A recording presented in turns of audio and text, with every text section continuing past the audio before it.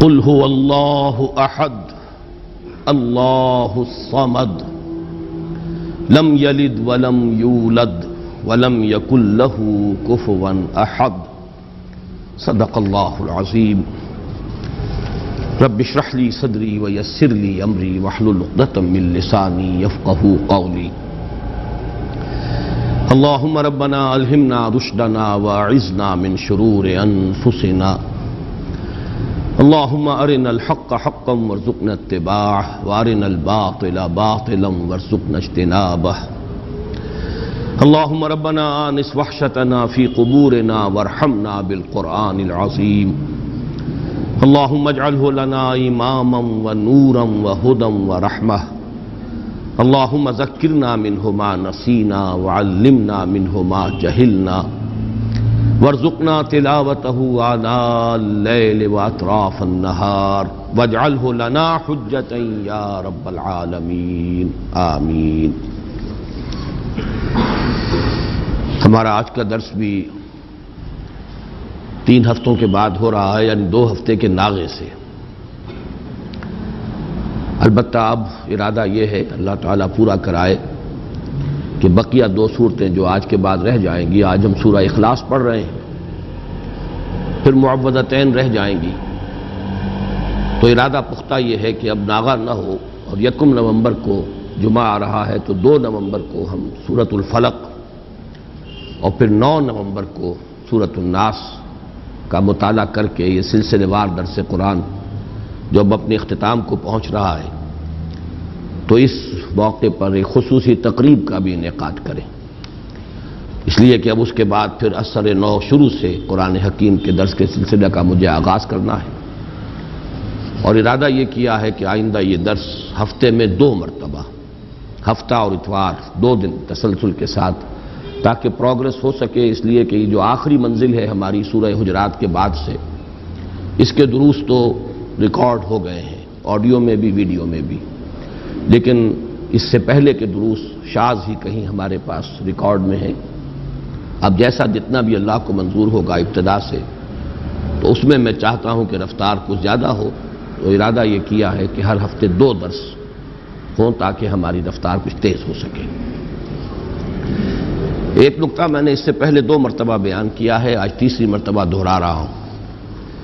میں سوچ رہا تھا کہ کیوں میں اتنی تکرار کر رہا ہوں، تو ایک تو خیال یہ ہوتا ہے کہ ہر درس میں کوئی ہو سکتا ہے چند ہی لوگ ہوں لیکن نئے ہوتے ہیں، لیکن ایک یہ بھی کہ اگر کسی خیال کی طرف اللہ تعالیٰ نے ذہن کو منتقل کیا ہو اور یہ احساس ہو کہ اس سے پہلے شاید یہ بات کسی گوشے کی جانب سے سامنے نہیں آئی ہے، تو انسان کو فطری طور پر اس سے ایک طبعی لگاؤ ہو جاتا ہے، اور وہ نقطہ یہ ہے کہ قرآن حکیم کی جو آخری 10 آیات ہیں، یہ ایک مکمل قرآن ہے ان منیچر، ایک قرآن ان منیچر، ایک چھوٹا سا قرآن۔ اور یہ کیوں ہے؟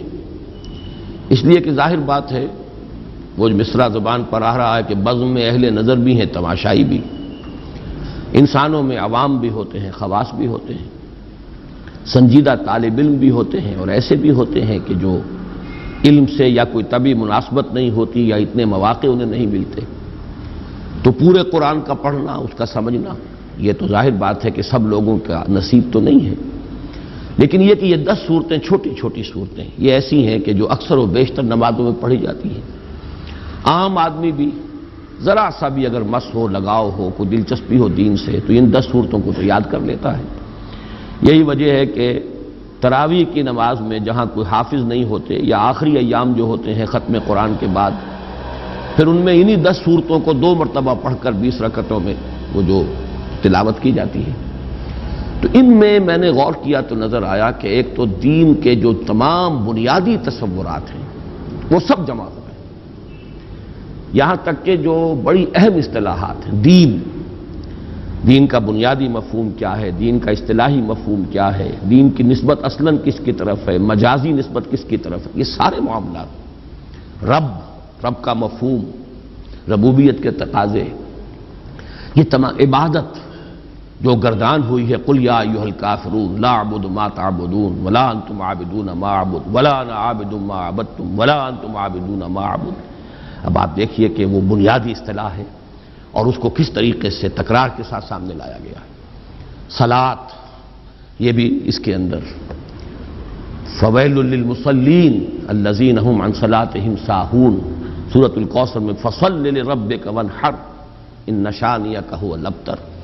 تو واقعہ یہ ہے کہ اگر یہ 10 صورتیں بھی انسان نے پڑھ لی، ظاہر بات ہے سورہ فاتحہ تو ہر مسلمان جانتا ہی ہے، پڑھتا ہی ہے، ہر نماز کی رکعت میں پڑھتا ہے، لیکن یہ 10 صورتیں بھی اگر کوئی عام انسان سمجھ لے تو واقعہ یہ ہے کہ دین کے جو بنیادی تصورات ہیں اس کی گرفت میں آ جائیں گے، پھر ان کو یاد رکھنا آسان، ان کو دہراتے رہنا آسان۔ دوسرا اسی کا ذیلی نقطہ یہ ہے کہ اس میں ایک عجیب ترتیب مجھے محسوس ہوئی کہ پہلی 7 صورتوں کا تعلق در حقیقت سیرت النبی سے ہے، اور آخری 3 جن میں سے پہلی آج ہم پڑھ رہے ہیں یہ دین کی بنیادی تعلیم جو ہے توحید۔ عام طور پر سمجھا جاتا ہے کہ صرف سورہ اخلاص توحید کی صورت ہے، اصل میں معوذتین بھی توحید ہی کی صورتیں ہیں، یہ میں بعد میں بیان کروں گا، اس لیے کہ در حقیقت سورہ اخلاص کی جو دوسری آیت ہے اللہ الصمد، اللہ ہی وہ ذات ہے جس کی پناہ طلب کی جا سکتی ہے، جس کی طرف رجوع کیا جا سکتا ہے، جس کی پشت پناہی جو ہے چاہی جا سکتی ہے۔ یہ پناہ میں آنا، پشت پناہی طلب کرنا، یہی تو معوذتین کا مضمون ہے۔ تو معوذتین در حقیقت دونوں جو ہے اس اللہ الصمد ہی کی شرح پر مشتمل ہے، اور یہ وہ توحید عملی ہے۔ بہرحال 3 صورتیں آخری جو ہیں وہ تو توحید کا نہایت عظیم خزانہ۔ پہلی 7 صورتوں میں ایک عجیب حسن ترتیب کے ساتھ سیرت کے مضامین ہیں۔ کسی بھی انسانی شخصیت کی سیرت لکھی جائے، اس کی لائف بایوگرافی لکھی جائے، پہلی بات یہ ہوگی کب ولادت ہوئی، کہاں ولادت ہوئی۔ سورۃ الفیل کیا ہے؟ عام الفیل میں ولادت ہوئی ہے، اور وہ اصحاب الفیل کون تھے جو خانہ کعبہ کو ڈھانے کے لیے ارادے سے آئے تھے، مکہ مکرمہ میں ہے، تو گویا کہ یہ حضور صلی اللہ علیہ وسلم کی ولادت کے ساتھ منسلک ہے سورۃ الفیل۔ پھر یہ کس قوم سے تھے، کس قبیلے سے تھے، کیا آپ کا خاندان کا حسب نسب کیا ہے۔ سورۃ القریش کیا ہے؟ قریش آپ کا قبیلہ ہے جس کے آپ ایک فرد ہیں، ان کا کیا مقام تھا، اللہ کے ان پر کیا احسانات تھے، کس طرح انہوں نے ان احسانات کی ناشکری کی ہے، یہ ہے سورۃ القریش کا مضمون۔ لإلاف قریش إلافهم رحلة الشتاء والصيف فليعبدوا رب هذا البيت الذي أطعمهم من جوع وآمنهم من خوف۔ پھر تیسری صورت، جس ماحول میں آپ پیدا کیے گئے، جہاں آپ کو اپنا عظیم فرض منصبی ادا کرنا تھا، اس کے کردار اور اخلاق کا عالم کیا تھا، یہ جو سورہ مبارکہ ہے۔ أرأيت الذي يكذب بالدين فذلك الذي يدعو اليتيم ولا يحض على طعام المسكين فويل للمصلين الذين هم عن صلاتهم ساهون الذين هم يراءون ويمنعون الماعون۔ یہ سارا کس کا بس بیان ہو رہا ہے؟ اہل مکہ کے حالات، ان کی اخلاقی پستی، دینی اعتبار سے جو زوال وہ آ چکا تھا، دین ابراہیمی کے جو مس کر چکے تھے، نماز کا حلیہ بگاڑ چکے تھے، کوئی نیکی تھی تو صرف ریاکاری کی نیکی تھی، حقیقت بر سے بالکل محروم۔ یہ وہ ماحول تھا جس میں کہ آپ کو یہ عظیم کام جو ہے سونپ کر بھیجا گیا، اصلاح کا اور انقلاب کا۔ پھر آپ کا ذاتی مقام و مرتبہ کیا ہے؟ انا اعطیناک الکوثر فصل لربک وانحر۔ اسی میں یہ کہ مخالفت ہوگی، لیکن آپ کے مخالفین خائب و خاسر ہوں گے، ناکام ہوں گے۔ ان شانئک هو الابتر۔ قل یا ایھا الکافرون کیا ہے؟ جب یہ مخالفت اور یہ تصادم کشاکش حق و باطل کی اپنی انتہا کو پہنچ کر پھر ذرا نرمی پر آئی ہے اور مصالحت کی باتیں شروع ہوئی ہیں، تو یہ اعلان برات، قل یا ایھا الکافرون لا اعبد ما تعبدون ولا انتم عابدون ما اعبد، یوں سمجھیے کہ پورا مکی دور اس میں آ گیا۔ اور آخری 2 صورتیں یہ انجام ہے، جیسا کہ میں عرض کر چکا ہوں، یہ ایک آیت کو 2 حصوں میں تقسیم کر دیجئے، جو سورہ بنی اسرائیل کی آیت ہے، قل جاء الحق وزهق الباطل اذا جاء نصر اللہ والفتح ورأیت الناس يدخلون فی دین اللہ افواجا۔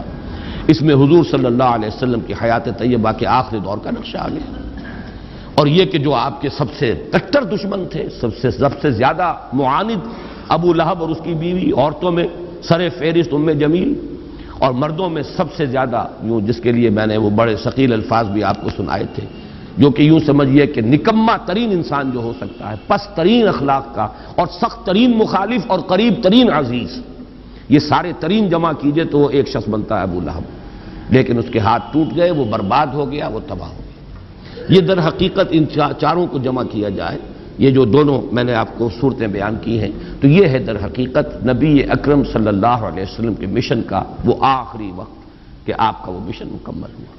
تو یہ 7 صورتیں در حقیقت حضور صلی اللہ علیہ وسلم کی سیرت کے ساتھ متعلق ہے۔ باقی جو علم کے موتی ہیں، معرفت کے اعلیٰ علمی مضامین جو ہیں وہ ان سے قطع نظر، وہ تو جو بھی ہیں ہمارے ان دروس میں بیان ہو گئے ہیں۔ پھر آخری 3 صورتیں جو ہیں یہ ہے در حقیقت دین کی اصل تعلیم، لب لباب، دین توحید ہے اسلام۔ توحید 4 آیات میں سورہ اخلاص کے، اور پھر توحید ہی کا ایک عکس ہے۔ اور یہ توحید کیا ہے؟ توحید فی التعوذ، تعوذ پناہ صرف ایک کی طلب کی جائے۔ جیسے آپ کو معلوم ہے کہ توحید ہی کا تقاضا ہے توکل، توحید فی التوکل، بھروسہ سوائے اس کے اور کسی پر نہ ہو۔ اللہ تتخذوا من دونی وکیلا، اسی طرح یہ توحید تعوذ میں کس سے پناہ طلب کرو گے؟ استعاذہ، کون تمہیں پناہ دینے کی قدرت رکھتا ہے؟ قل اعوذ برب الفلق، قل اعوذ برب الناس۔ تو یہ چند نکات ہیں کہ جن کی طرف ذہن منتقل ہوا اور میں نے چاہا کہ آج پھر آپ کے سامنے بیان کر دوں۔ ایک دوسرا اہم مضمون جو میں بیان کرتا چلا آ رہا ہوں وہ یہ ہے کہ ان 10 صورتوں کے اندر ترتیب یہ ہے کہ پہلی 4 صورتیں تو نمایاں طور پر جوڑوں کی شکل میں ہیں۔ سورۃ الفیل، سورۃ القریش، وہ سمجھیے ایک ہی مضمون ہے، ایک ہی تصویر کے 2 رخ ہیں۔ پھر اسی طریقے سے اس سے اگلی صورت جو ہے وہ ارایت الذی یکذب بالدین، سورہ معون اور سورہ کوثر، یہ بھی ایک ہی تصویر کے 2 رخ ہیں۔ ایک کردار وہ ہے جن سے سابقہ ہے محمد الرسول اللہ صلی اللہ علیہ وسلم کو، ایک مقام اور مرتبہ ہے محمد الرسول اللہ کا، یہ بھی ایک ہی مضمون ہے، جوڑا ہے۔ البتہ پھر سورہ کافرون ایک منفرد مزاج کی صورت ہے۔ اگلی 2 صورتیں نمایاں طور پر جوڑے کی شکل میں ہیں۔ جاء الحق وزهق الباطل، یہ در حقیقت ایک ہی تصویر کے 2 رخ ہیں۔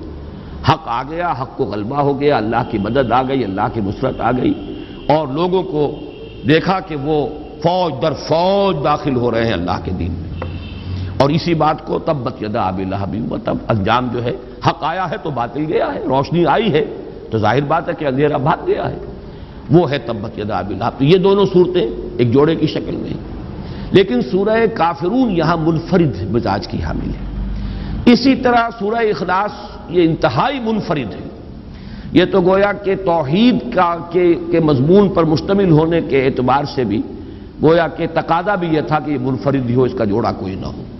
اس سے بھی آپ کو معلوم ہے سورہ یاسین، یہ جب ہم وہ حصہ پڑھ رہے تھے قرآن مجید کا تو میں نے بیان کیا تھا اس کا کوئی جوڑا نہیں، وہ قلب کے مانند ہے۔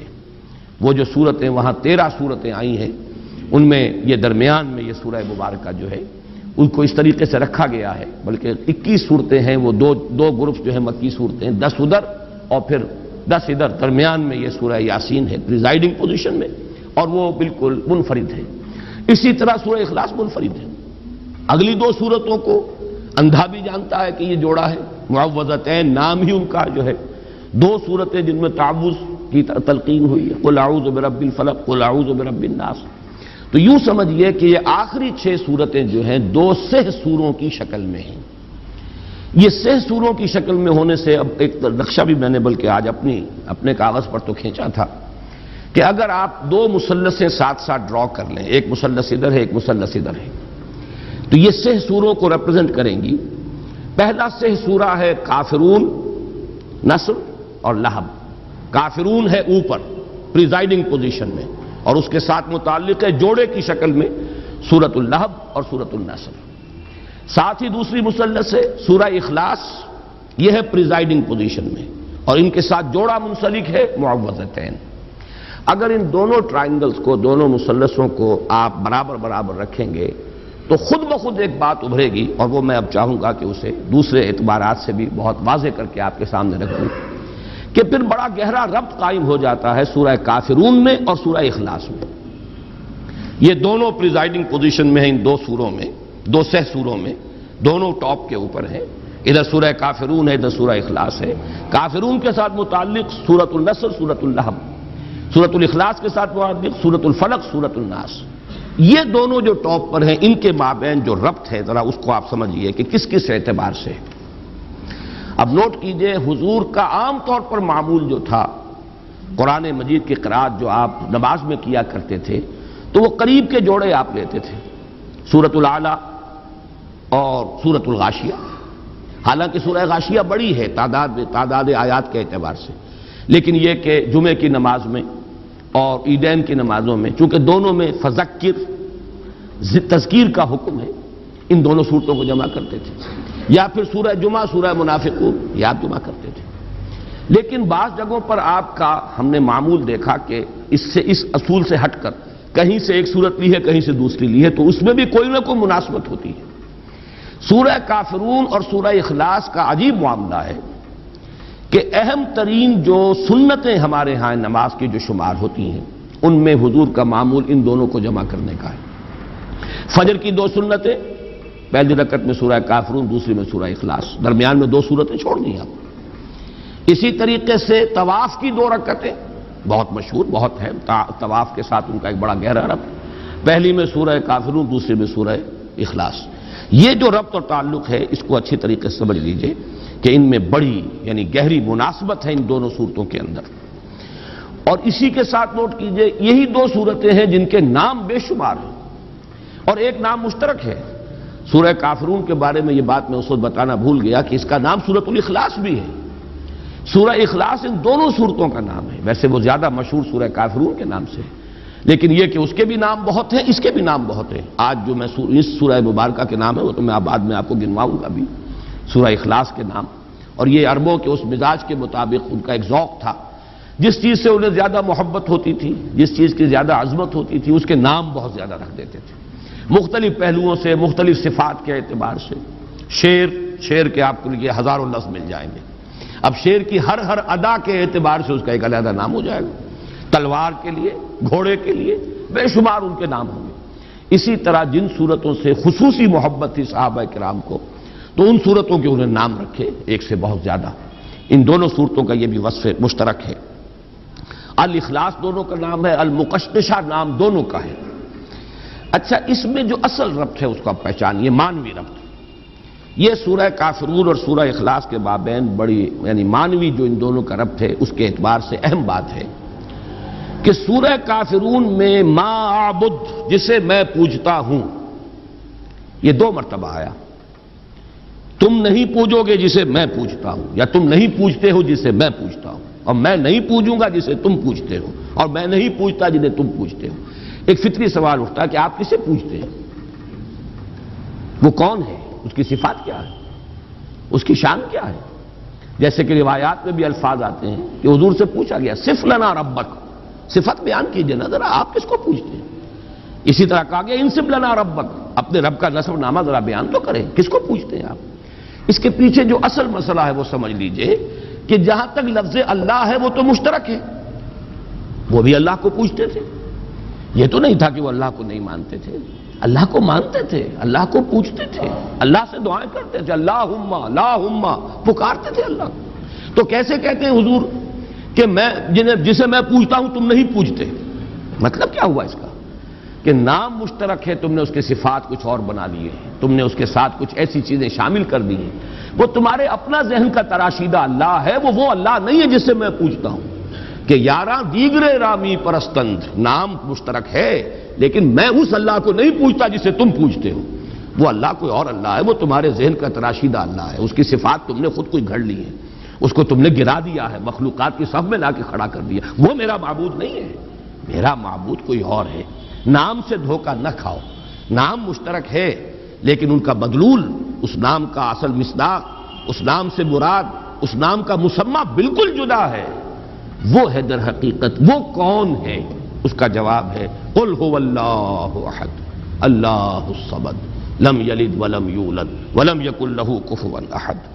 تو معلوم یہ ہوا کہ چاہے نام مشترک تھا، قرآن مجید میں بارہا اس درس کے دوران میں نے آپ کو سنایا ہے کہ قرآن میں آتا ہے ان سے پوچھئے آسمان زمین کس نے پیدا کیے؟ کہیں گے اللہ نے پیدا کی. من خلق السماوات والارض قل اللہ، یقول وہ کہیں گے اللہ. لیکن یہ کہ یہ اللہ کے ساتھ انہوں نے جو اور تصورات شامل کر لیے ہیں، اب وہ اللہ نہیں رہا ہے جس کو میں پوچھتا ہوں. نام کا اشتراک ضرور ہے میرے اور تمہارے مابین، باقی یہ کہ اس اللہ کی شان بالکل جدا ہے اس معبود سے کہ جس کو تم پوچھ رہے ہو. اور وہ معبود کون ہے؟ وہ یہ ہے کہ جو اس سورہ مبارکہ میں بیان ہو رہا ہے، جس کی صفات کا، جس کی شانوں کا تذکرہ یہاں کیا جا رہا ہے. اب جیسا کہ میں نے عرض کیا تھا کہ سورہ اخلاص کے نام ویسے امام رازی نے تو 20 نام گنوا دیے ہیں، لیکن میں جلدی سے آپ کو اس کے چونکہ مختلف مضامین کے اعتبار سے اس کی جو صفات ہیں اس کے پہلوؤں سے نام رکھ دیے گئے۔ سورۃ التفرید، فرد کر دینے والی صورت، یعنی اللہ تعالیٰ کی ذات کو علیحدہ کر دینے والی، بالکل ایک فرد کی حیثیت سے کہ کسی اور کے ساتھ کوئی اشتباہ نہ ہو۔ سورۃ التجرید، مجرد کر دینے والی، تمام وہ صفات جو ہیں کہ جن کے ساتھ متصف کر دیا گیا ہے دوسرے الہا کو، ان سب سے علیحدہ کر دینے والی۔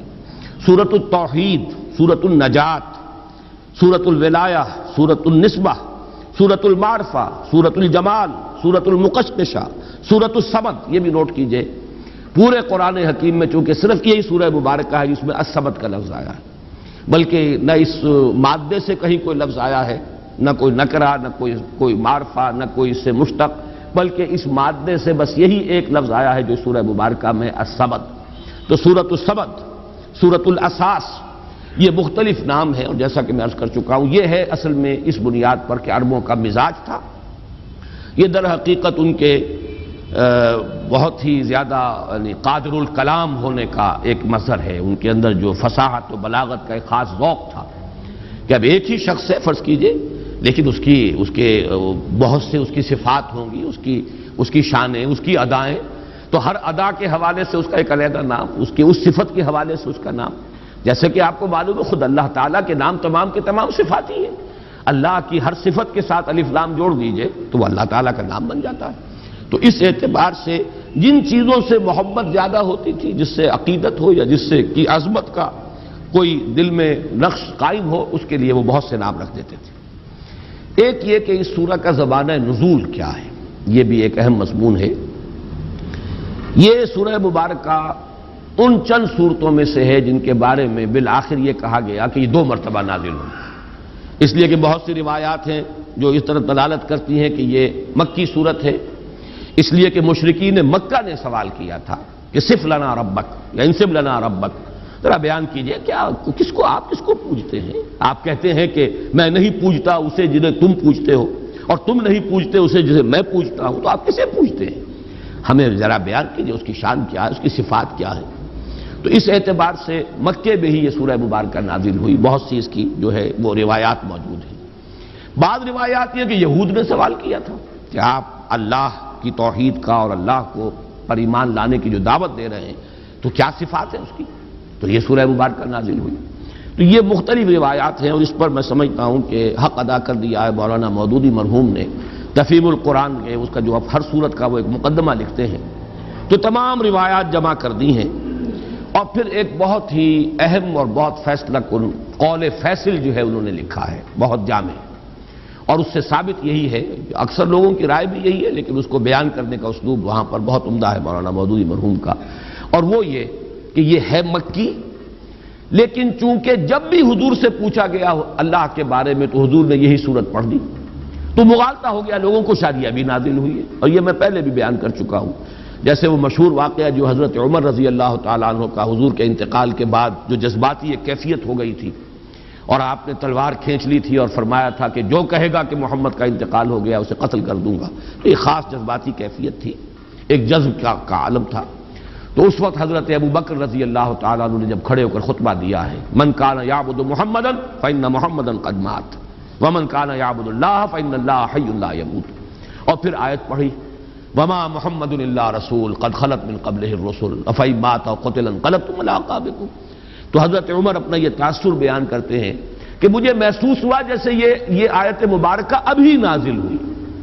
اب ظاہر بات ہے حضرت عمر کا معاملہ تو اور ہے، وہ تو قرآن کے جاننے والے اور قرآن کے عالم تھے، انہیں معلوم تھا یہ کہ آیت کب نازل ہوئی ہے، لہذا انہوں نے تو الفاظ یہ کہا گویا کہ ابھی نازل ہوئی ہے، یعنی اس وقت کا تاثر اتنا گہرا ہوا اس آیت کے پڑھنے کا، جو حضرت ابوبکر نے جب اس کا حوالہ دیا تو تاثر اتنا گہرا تھا خود حضرت عمر کے دل پر کہ آپ فرماتے ہیں کہ میں نے محسوس کیا کہ گویا یہ آیت ابھی نازل ہوئی۔ لیکن عام لوگوں کا تصور، ظاہر بات ہے کہ ہر شخص کو قرآن کا اتنا جاننے والا نہیں تھا، کتنے لوگ تھے کہ جن کے پاس قرآن مجید پورا موجود بھی نہیں تھا، مصحف کہاں تھے، یہ مصحف کی شکل میں تو حضرت ابوبکر کے زمانے میں جمع کیا گیا، ورنہ باقاعدہ ما بین الدفتین کتابی شکل میں حضور کے زمانے میں قرآن تھا ہی نہیں۔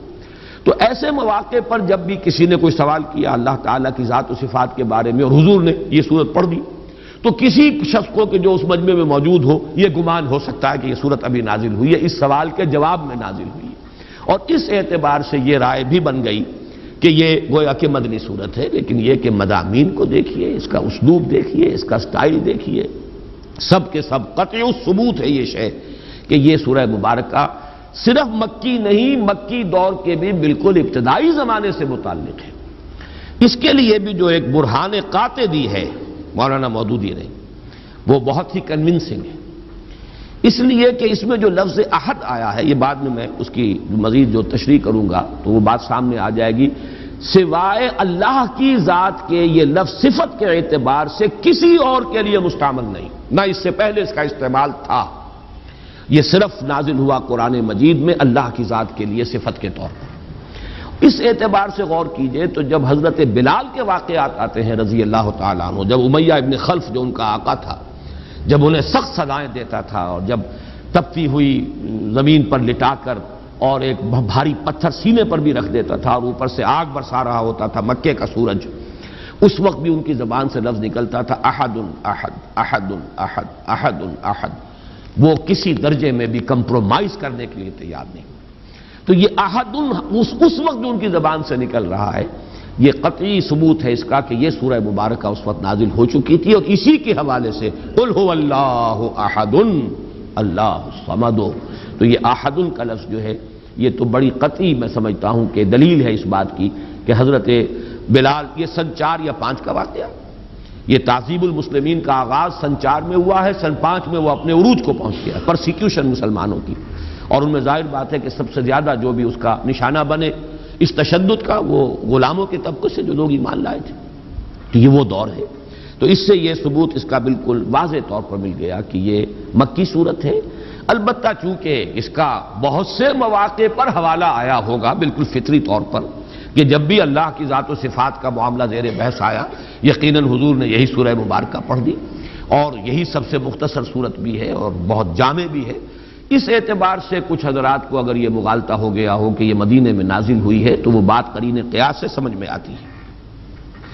ایک اور موضوع میں چاہتا ہوں وہ بھی آپ کے سامنے واضح ہو جائے، پہلے بھی میں نے کہا لفظ استعمال کیے، جس چیز سے عربوں کو خاص محبت ہو جاتی تھی اس کے نام بہت سے رکھتے تھے، اس سورہ مبارکہ سے صحابہ کرام کو جس درجے شغف تھا، جتنی محبت تھی، اس کے ضمن میں کچھ واقعات بیان ہوئے۔ ایک روایت کے جو بخاری اور مسلم دونوں میں ہے اور اس کی راویہ ہیں حضرت عائشہ صدیقہ رضی اللہ تعالی عنہا، اس میں واقعہ بیان ہوا ہے کہ حضور نے کوئی دستہ بھیجا کسی مہم پر، اور ایک اس کے سردار ظاہر بات ہے امیر تھے، امیر الجیش، اب جہاں بھی نماز پڑھی جاتی تھی تو وہی امیر امام بھی ہوتے تھے، تو وہ ہر رکعت میں چاہے اور قرآن مجید کا کوئی حصہ پڑھے لیکن آخر میں قل هو اللہ احد ضرور پڑھتے تھے۔ کچھ لوگوں نے منع کیا یہ آپ کیوں کرتے ہیں، یا تو پھر قل هو اللہ احد ہی پڑھیے، یا یہ کہ جب آپ نے کچھ اور آیتیں پڑھ لی ہیں تو جو تقاضا ہے نماز کی ہر رکعت میں قرآن مجید کے پڑھنے کا وہ پورا ہو گیا، تو ہر رکعت میں آپ کیوں یہ سورہ اخلاص بھی تلاوت کرتے ہیں؟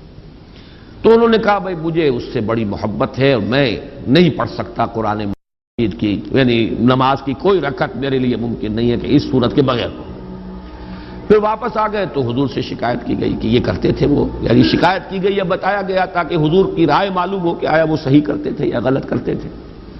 تو حضور نے پوچھا کہ ان سے تم نے یہ بھی سوال کیا کہ ایسا کیوں کرتے ہیں؟ تو انہوں نے جواب دیا جی ہاں ہم نے پوچھا تھا، وہ کہتے ہیں مجھے اس سے بہت محبت ہے اس سورہ مبارکہ سے۔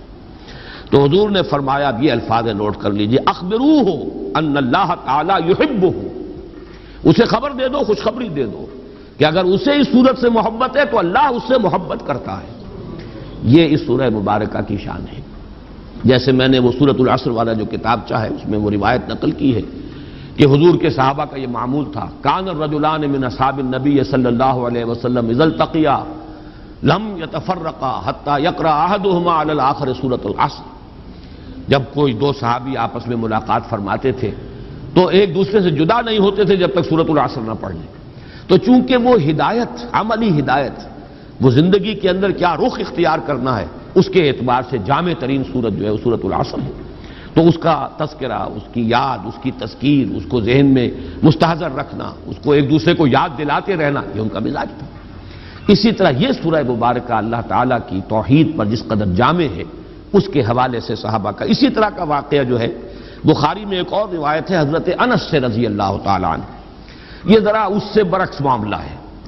یعنی وہ تو یہ کرتے تھے صحابی کہ ہر رکعت میں جو حصہ پڑھا قرآن مجید کا، اس کے بعد سورہ اخلاص پر اس رکعت کو ختم کیا۔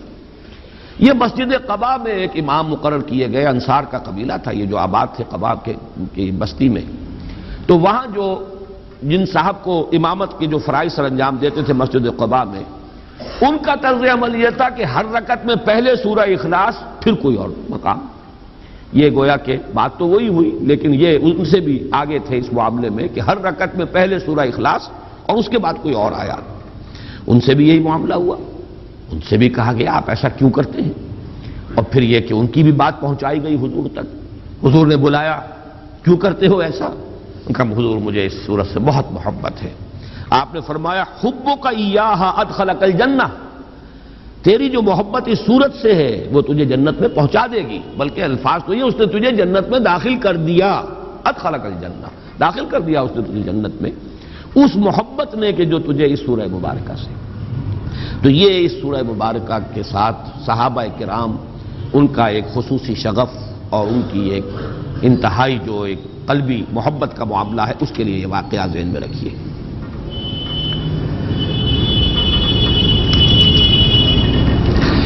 اس صورت کے بارے میں میں ویسے تعجب کے ساتھ بیان کر رہا ہوں کہ مولانا اصلاحی صاحب نے ایک جملہ لکھا ہے، بعض لوگ اسے ثلث قرآن کے مساوی قرار دیتے ہیں، حالانکہ صحیح ترین روایات میں یہ خود حضور کا قول ہے۔ یعنی مجھے حیرانگی اس پر ہے کہ اتنی صحیح، اچھا قول قبول بھی کر رہے ہیں، اس کی توجیہ بھی بیان کر رہے ہیں۔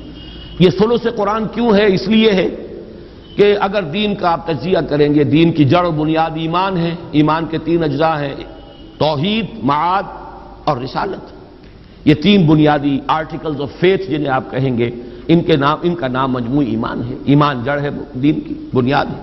لہذا جب 3 میں سے ایک کے اوپر یہ نہایت جامع صورت ہو گئی تو معلوم یہ ہوا کہ پھر یہ ثلث قرآن کے مسائل توجیہ بھی کر رہے ہیں، قول بھی نقل کر رہے ہیں، لیکن وہ قول جو محمد الرسول اللہ صلی اللہ علیہ وسلم کا ہے اور جو صحیح ترین احادیث میں وارد ہوا ہے، اس کی طرف بھی حوالہ اس طرح دینا یہ مجھے سمجھ میں نہیں آتا ہے۔ کہ ظاہر بات ہے کہ یہ تفسیر کا حصہ، تدبر قرآن کا یہ حصہ مولانا اصلاحی صاحب نے اب اس عمر کو پہنچ کر لکھا ہے جس میں قوا ضعیف ہو جاتے ہیں، اور معلوم ایسا ہوتا ہے کہ کچھ حدیث نبوی سے کچھ ایسا بعد پیدا ہو چکا تھا مزاج میں کہ جہاں انہیں اختلاف ہے وہاں تو ظاہر بات ہے کہ وہ جس حدیث کو بھی چاہیں اٹھا کر پھینک دیں، وہ تو اس لیے کہ اختلاف ہے انہیں، اس کے اوپر جو جرح کرنی ہو، جو نقد کرنی ہو، لیکن جہاں اتفاق ہے، اس مضمون سے اتفاق ہے جو اس حدیث میں بیان ہوا، لیکن اس کا حوالہ بھی حدیث کے اعتبار سے نہیں دے رہے، میں اس پر سوائے تعجب کے اور کسی بات کا اظہار نہیں کر سکتا۔ اس کو ثلث قرآن قرار دیا خود محمد الرسول اللہ صلی اللہ علیہ وسلم۔ یہ روایت صحیح مسلم میں ہے حضرت ابو الدرداء رضی اللہ تعالی عنہ سے، اور صحیح بخاری میں ہے حضرت ابو سعید الخدری رضی اللہ تعالی عنہ سے، اور حضرت ابن عباس اور حضرت انس سے بھی مروی ہے۔ مختلف روایات دوسری اور جو صحاح ستہ کی کتابیں ہیں، بقیہ جو ہیں 4 کتابیں، ان میں روایات ہیں بہت سے صحابہ سے، اور اس میں یہ ہے کہ حضور نے فرمایا کہ کیا تم میں سے کسی شخص کے لیے یہ ممکن نہیں ہے کہ ہر رات 1/3 قرآن پڑھ لیا کرے؟ تو صحابہ نے عرض کیا حضور کس کے لیے یہ ممکن ہے؟ ظاہر بات ہے مشقت ہے، دن کی محنت ہے، وہاں کوئی اس طرح کے مرفہ الحال لوگ تو شاذ ہی کوئی ہوں گے، بڑی محنت اور مشقت کے ساتھ اپنے معاش کا معاملہ چلتا تھا۔ ثلث قرآن، 1/3 قرآن، 10 پارے قرآن ہر رات کو پڑھنا کس کے لیے ممکن؟ تو آپ نے فرمایا سورہ اخلاص پڑھ لیا کرو، وہ ثلث قرآن کے مساوی ہے۔ اب یہ جو یعنی حدیث ہے جو اس سورہ مبارکہ کی عظمت اور اس کی فضیلت کو بیان کر رہی ہے، یہ حدیث جیسا کہ میں نے آپ کو بتایا مسلم شریف میں ہے حضرت ابو الدرداء سے، بخاری شریف میں ہے حضرت ابو سعید خدری سے، اور بقیہ کتابوں میں بھی ہے بہت سے صحابہ سے۔ اور اس کی وجہ کیا ہے؟ وجہ یہ ہے کہ یہ توحید کے موضوع پر جامع ترین صورت ہے۔ یہ میں اصل میں مضمون ذرا آج کے درس کے اختتام پر چاہتا ہوں لانا، ویسے یہاں صرف اشارہ کر دوں کہ آج سے کوئی 15 یا 17 سال قبل میں نے ایک تقریر ریڈیو پر کی تھی آیت الکرسی پر، وہ چھپی ہوئی بھی ہے۔ اس میں نے ایک بات کہی تھی جس کی میں اس وقت اصلاح کرنا چاہتا ہوں کہ اس میں مجھ سے ایک غلطی ہوئی بیان کرنے میں۔ وہ غلطی یہ ہوئی کہ میں نے یہ قرار دیا، وہاں تقابل کیا کہ آیت الکرسی توحید فی الصفات پر جامع ترین آیت ہے، اور حضور کے چونکہ الفاظ ہیں کہ قرآن مجید کی آیات کی سردار آیت الکرسی ہے، تمام آیات قرآنیہ میں سب سے زیادہ افضل اور سردار تمام آیات کی آیت الکرسی ہے۔ کیوں ہے؟ توحید پر ہے، لیکن توحید اس میں اس وقت مجھے یہ محسوس ہوا کہ زیادہ اس میں توحید صفات کا بیان ہے، اور وہاں میں نے یہ جملہ لکھا ہے کہ جب کہ سورہ اخلاص یہ تمام سورتوں کی یہ سردار ہے، آیت الکرسی تمام آیتوں کی سردار ہے، اور سورۃ الاخلاص یہ تمام سورتوں کی سردار ہے، اور یہ توحید فی الذات پر نہایت جامع ہے۔ اس میں جو میں اصلاح کر رہا ہوں وہ یہ ہے کہ یہ سورہ مبارکہ صرف توحید فی الذات کے نہیں، یہ توحید فی الذات، توحید فی الحقوق، توحید فی الصفات، توحید عملی، اور سب سے اونچی توحید ایک ہے توحید وجودی، ان تمام کو اپنے اندر جمع کرنے والی صورت ہے۔ واقعہ یہ ہے کہ یہ جب تک بات سامنے نہیں آئے گی، اس کی عظمت، اس درجے، اس کے ساتھ صحابہ کی محبت، ثلث قرآن کے مساوی اس کا قرار دے دینا، جب تک کہ یہ تمام پہلو جو ہے توحید کے وہ سامنے نہ آ جائیں کہ اس ایک صورت میں اللہ تعالیٰ نے جمع کر دیا ہے، تو یہ اس کی عظمت نکھر کر سامنے نہیں آتی۔ اور یہ قول مبارک نبی اکرم صلی اللہ علیہ وسلم کا کہ یہ ثلث قرآن کے مساوی ہے، اس کی صحیح توجیہ جو ہے، ویسے یہ کہ مستند ہے ان کا فرمایا ہوا، حضور نے جو بات کہی سر آنکھوں پر، لیکن یہ کہ اس بات پر ایک انشراح ہو، علی وجہ البصیرت ایک انسان پہچانے کہ ہاں یہی بات ہے اور یہ اس بنیاد پر ہے، تو یہ بات نہیں حاصل ہو سکتی جب تک کہ یہ بات سامنے نہ آ جائے کہ یہ چاروں قسم کی توحیدیں، توحید وجودی، توحید عملی، توحید ذاتی، توحید صفاتی، ایک ایک آیت میں ایک ایک توحید کو نہایت ہی مختصر بلکہ گنتی کے الفاظ کے اندر جمع کر لیا گیا ہے۔ اب آئیے ہم اس سورہ مبارکہ کا لفظ بلفظ مطالعہ شروع کرتے ہیں۔ قل هو اللہ احد، کہہ دو وہ اللہ ایک ہے یا یکتا ہے یا اکیلا ہے یا بے ہمہ ہے، سب سے الگ ہے۔ یہ میں نے چند جملے جو ہیں علیحدہ علیحدہ بیان کیے ہیں، احد کی تعبیر میں جو مختلف اسلوب اختیار کیے گئے ہیں میں نے ان سب کو آپ کے سامنے پیش کر دیا۔ پہلے تو اس جملے کی ترکیب کے بارے میں رائے سمجھ لیجئے۔ ایک رائے یہ ہے کہ قل، اس کے بعد ہوا جو ہے یہ ضمیر شان ہے، یہ ترکیب کے اندر شمار میں نہیں آئے گی۔ مبتدا ہے اللہ، احد خبر ہے، اللہ مبتدا، احد خبر، جملہ خبریہ بن گیا، جملہ اسمیہ خبریہ۔ اور یہ ہوا جو ہے یہ صرف اضافی طور پر ضمیر شان کی حیثیت سے آئی۔ ایک رائے یہ کہ نہیں، ہوا مبتدا ہے، اللہ اس کی خبر اول ہے، وہ اللہ ہے، اکیلا ہے، گویا کہ دو خبریں ہیں، خبر اول اللہ اور خبر دوم احد، یا خبر اللہ اور اس کا بدل احد۔ یہ دو انداز ہیں ترکیب کے کہ جو اس ایک جملے کے کیے گئے ہیں، اور اس کے اندر دونوں کے اندر پورے دلائل موجود ہیں، اور مفہوم اور مدلول کے اعتبار سے ان میں کوئی خاص فرق واقع نہیں ہوتا۔ جیسا کہ میں بیان کر چکا ہوں، اس کی تقریب کیا ہوئی؟ میرے نزدیک اس کی صحیح ترین تقریب جڑتی ہے سورہ کافرون سے، اور خاص طور پر حضور کے اس فرمانے سے، میں نہیں پوچھتا جسے تم پوچھتے ہو۔ تو پھر کسے پوچھتے ہیں آپ؟ من ہوا، کس کو آپ پوچھتے ہیں؟ اگر اللہ ہم بھی پوچھتے ہیں، لیکن یہ کہ وہ اللہ کوئی اور اللہ ہے جسے میں پوچھتا ہوں، جسے تم پوچھتے ہو وہ اللہ، تمہارا نام تم نے جو رکھ لیا ہے، یہ تمہارے اپنے ذہن کا تراشیدہ کوئی خدا ہے، اللہ ہے۔ می تراشت فکر ما ہردم خدا بندے جگر، رست از یک بند تا افتاد در بندے دیگر، اس اللہ کو میں نہیں پوچھتا، میں جسے پوچھتا ہوں وہ اللہ ہے جو اکیلا ہے۔ اس کے ساتھ ہی اب میں چاہتا ہوں کہ کیونکہ اب ہم اختتام پر پہنچ رہے ہیں، اور غالباً اب اگلی دو صورتوں میں لفظ اللہ نہیں آ رہا، اعوذ برب الفلق، اعوذ برب الناس، ملک الناس، الہ الناس، الہ کا لفظ تو آئے گا، اب اللہ کا لفظ نہیں آئے گا۔ یہ آخری آیت ہے قرآن مجید کی جس میں اللہ کا یہ اسم مبارک آ رہا ہے۔ اس کے بارے میں چند باتیں جو ہے وہ نوٹ کر لیجئے۔ اللہ، دو رائے ہیں اس کے بارے میں۔ ایک رائے جو زیادہ صوفیانہ مذاق رکھنے والوں کی رائے ہے، وہ یہ ہے کہ یہ اس میں جامد ہے، مشتق نہیں ہے، کسی اور مادے سے نکلا نہیں ہے، اس میں جامد ہے، اور اس میں ذات ہے اللہ کا۔ اس میں ذات لاہور شہر کا نام ہے، مطلب اس کو کہاں سے نکلا، کیا نکلا کہیں سے نہیں ہے، تو ایک علامت کے طور پر ہے، اس کو اس میں جامد کہتے ہیں۔ مشتق وہ ہے جو کسی مادے سے نکلا ہو، فعل سے فاعل اور مفعول اور فعال یہ سب کے سب بنتے چلے گئے، استفعال یہ سب کے سب اس سے مشتق ہے۔ علم سے عالم، علامہ، علیم، متعلم یہ سب کے سب آ گئے، معلم یہ سب مشتق ہے، مادہ علم ہے۔ لیکن ایک رائے جو زیادہ تر صوفیانہ مزاج رکھنے والے لوگوں کی ہے، وہ یہ ہے کہ یہ اس میں جامد ہے، کسی سے نہیں بنا، کوئی اس کا مادہ نہیں، اور یہ اس میں ذات ہے۔ یہ خاص طور پر میں اس لیے کہہ رہا ہوں کہ صوفیہ کے بعض حلقوں میں اللہ کے لفظ کے ساتھ بالکل وہی معاملہ کیا جاتا ہے جو لفظ اوم کے ساتھ ہندوؤں میں کیا جاتا ہے۔ اوم کاغذ پر لکھ کر پھر اس پر نگاہ جماتے ہیں، توجہ کرتے ہیں، ارتکاز کرتے ہیں۔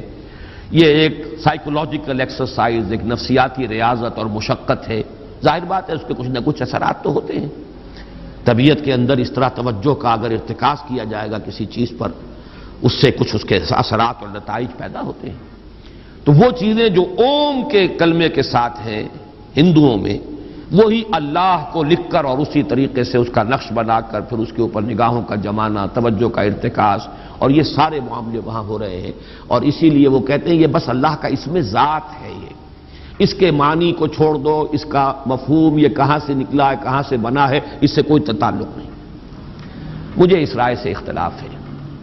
مولانا اصلاحی صاحب نے بھی، آج میں نے دیکھا پھر جب انہوں نے تفسیر تدبر قرآن شروع کی تو انہوں نے آیت بسم اللہ میں لفظ اللہ پر بحث کی، اگرچہ بہت مختصر بحث کی ہے، اس کا حق ادا نہیں کیا جیسا کہ کیا جانا چاہیے تھا، لیکن یہ رائے ظاہر کی ہے کہ یہ مشتق ہے، الہ پر الف لام داخل کر کے اللہ بنا ہے، مادہ اس کا الف لام ہے۔ یہ گویا کہ وہ جو صوفیانہ مزاج کی بات ہے، گویا کہ اس کی نفی کی، چاہے اس کا تذکرہ انہوں نے نہیں کیا، لیکن میں حیران ہوا ہوں کہ یہاں سورہ اخلاص پر آ کر انہوں نے یہ لکھ دیا ہے روا روی میں، یہ اس میں ذات ہے اللہ کا۔ حالانکہ اس میں ذات قرار دینا اس کے تقاضے بالکل کچھ اور ہیں، وہ تو پھر اس میں جامد ہے، اور یہ صوفیاء کا مسلک و مشرب ہے، جبکہ نحویین کا سب کا تقریباً اتفاق ہے اس بات پر جو مولانا اصلاحی نے آیت بسم اللہ میں لفظ اللہ کی بحث میں لکھی ہے، اسی سے مجھے اتفاق ہے، پہلے بھی تھا آج بھی ہے، کہ یہ بھی اللہ کا ایک صفاتی نام ہے۔ جیسے قادر، یہ ایک اس میں نکرہ، القادر الف لام لگ گیا، معرفہ ہو گیا، یہ اللہ کا نام ہو گیا۔ علیم صفت ہے، العلیم، الخبیر یہ اللہ کے نام بن گئے۔ الہ یہ ایک اس میں نکرہ ہے، اور الالہ میں اصل میں یہ ہوا ہے کہ دو نام جڑ گئے، اب بیچ میں سے ایک جو حمزہ ہے وہ نکال دیا گیا، الہ والا اللہ، یہ اصل میں الالہ ہے، معبود برحق، معبود حقیقی، الہ حقیقی، اور بہت سے الہ گھڑ لیے گئے، لیکن الہ واقعی، الہ حقیقی، وہ در حقیقت دی الہ جس کو کہا جائے گا وہ اللہ ہے۔ اس معنی میں اس دوسری رائے ہی کے ساتھ میرا اتفاق ہے۔ باقی یہ کہ یہ لفظ اس کا مادہ کیا ہے، یہ آج پھر میں سرسری طور پر آپ کو بتا دینا چاہتا ہوں کہ واقعہ یہ ہے کہ اللہ تعالیٰ کی ذات و صفات کے لیے اور اس کے ساتھ بندوں کے ذہنی، قلبی اور نفسیاتی جو ربط اور تعلق اور نسبت قائم ہو سکتے ہیں، ان سب کی تعبیر کے لیے اس سے زیادہ جامع مادہ کوئی ممکن نہیں تھا، اس لیے کہ عربی زبان میں الہ یا لہو اس کے معنی ہے عبادہ، الہ یا لہو عبادہ، کسی کی عبادت کی۔ تعلہ بھی آتا ہے یہ باب تفاعل سے، کسی کو معبود بنا لینا۔ پھر الہ یلہ آتا ہے دو معنی میں، الہ الفصیل الی امہ، کوئی جانور ہے، گائے ہے، اس کا بچڑا جو ہے آپ نے دور باندھا ہوا ہے تاکہ دودھ نہ پی جائے، کہیں اگر رسی کھل گئی تو جیسے وہ بے تابانہ دوڑتا ہے ماں کے تھنوں کی طرف، یہ جو اس کی کیفیت ہے، یہ ہے الہ یلہ، الہ الفصیل الی امہ، وہ بچہ جو ہے جو ماں سے جدا کر دیا گیا تھا، اس کو وہ دوڑا، لپکا، والہانہ انداز میں اپنی ماں کی طرف. تو الہ یلہ جو ہے لپکنا والہانہ انداز میں. پھر اسی کا ایک مفہوم ہے علیہ کا تحیرہ، متحیر ہو گیا، کچھ سمجھ میں نہیں آ رہی. یہ بھی در حقیقت اللہ کی ذات کے بارے میں انسان جتنا غور کرے سوائے تحیر کے کچھ حاصل نہیں. یہ فلسفیوں کا جو آخری تصور ہو سکتا ہے اللہ کے بارے میں، غور و فکر کرنے والوں کا، سوچنے والوں کا، وہ یہ ہے کہ کس نقشد و نقشایت بحکمت یہ معمارہ، کچھ نہیں جان سکتے اس کے بارے میں ہم. تحیر کے سوا ہاتھ میں کچھ نہیں آتا. پھر ایک رائے یہ ہے کہ اس کا اصل مادہ ہے والہ یلہ. واو جو ہے الف سے، حروف علت جو ہے آپ کو معلوم ہے یہ بدل جاتے ہیں، تو یہ والہ یلہ ہے جس سے لفظ بنتا ہے والہانہ، انتہائی محبت، شدید محبت، والہانہ محبت. ایک رائے یہ ہے کہ یہ لاہا یا لاہو سے ہے. لاہا احتجبا، کسی چیز کا چھپ جانا، مخفی ہو جانا. لاہا یلوہو، کوئی شے چھپ گئی، مخفی ہو گئی. احتجبا، تو یہ اللہ تعالیٰ کی ذات کہ جو اس اعتبار سے حجاب میں ہے، پردے میں ہے. اگرچہ بڑا پیارا جملہ ہے امام راضی کا، میں نے آپ کو بہت سے مواقع پر سنایا ہے. فسبحان الذی احتجب لشدت ظہورہ، پاک ہے وہ ذات جو چھپ گئی ہے اپنے ظہور کی شدت کی وجہ سے. جیسے سورج کو آپ دیکھ نہیں سکتے، آنکھیں چکا چاند ہو جائیں گی، آپ دیکھ نہیں سکتے. یہ نہیں کہ سورج چھپا ہوا ہے، سورج تو آیا ہے، آپ نہیں دیکھ سکتے. اس کے ظہور کی شدت اتنی ہے کہ آپ دیکھ نہیں سکتے، تاب نہیں لا سکتے. فسبحان الذی احتجب لشدت ظہورہ، پاک ہے وہ ذات جو پردے میں آ گئی ہے، چھپ گئی ہے، لیکن یہ چھپ جانا اس کا اپنے شدت ظہور کی وجہ سے، اس کے ظہور کی شدت اتنی. اب یہ جو میں نے 5 استعمالات بتائے ہیں، لفظ الہ ان سب سے مشتق، ان سے مل کر بنا ہے. اب دیکھیے 3 ہیں اصل میں تصور معبود کے. عام لوگوں کا تصور معبود کیا ہے جو نہ فلسفی ہے نہ صوفی ہے، اس سے آگے اسے اٹھنے کا موقع ہی نہیں ملا، نہ فکری اعتبار سے، نفسیاتی اعتبار سے. عام آدمی ہے، محنت کرتا ہے، مزدوری کرتا ہے، ہل چلاتا ہے، کچھ اینٹیں ڈھوتا ہے. بہرحال اس کا بھی ایک تصور تو ہے. اس کا تصور کس سے ہے؟ اس کی احتیاجات ہوتی ہیں، اس کو تکلیفیں آ جاتی ہیں، اسے بیماری آ جاتی ہے، کسی کو وہ پکارتا ہے، کوئی میرا مددگار، کوئی ہے جو مجھے ان مصائب سے چھٹکارا دلا دے، کوئی ہے جس کی پناہ میں طلب کر سکوں، کوئی میرا مددگار ہے. یہ جو کسی کی طرف رجوع کرنا ہے اپنی احتیاج میں، اپنی مشکلات میں، یہ معبود کا ایک سب سے زیادہ جو پریمیٹو تصور ہے.